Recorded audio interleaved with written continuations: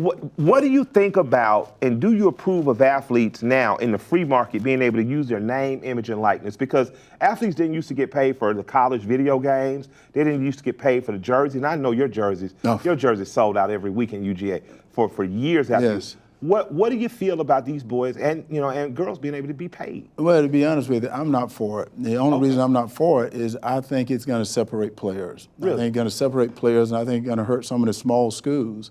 And I said, I think it's going to hurt some of the small schools. One of the things I suggested, but they wouldn't even take my suggestion. I said, guys, why don't we do this? I said, college is about education. I said, why don't we take the money that the athletes are going to make, put it in an endowment program. And what we do with that, the interest from it is to help underprivileged people to go to college. And once you come back to that school with a degree, I don't care what, from any university, you receive every cent you ever made, because I want the emphasis to be on education. Because I think studies have been shown that you take professional athletes that have made a lot of money, and they don't do anything with the money. Some of them have lost the money. And I said, if we're going to help to educate our young men on how to spend the money, how to keep the money, how to invest the money, on taxes, then I can be for it. But right now, just to say, let's give the athletes money, I said, guys, I think we need to help them a little bit more than just that. Gotcha.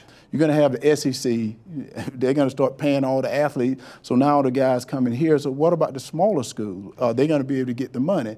And I said, I don't know how they're going to regulate that. I'm not sure how they're going to regulate that. And then I said, what type of separation are they going to have? Are they going to have young men that's going to be driving a Mercedes around campus, and then his offensive lineman driving a bicycle? Yeah. And I tell people this, I said, guys, I won the Heisman Trophy, but let's be honest here. If you look at when I played, and my offensive line was very good. Yeah. I didn't get hit in the backfield that much at all.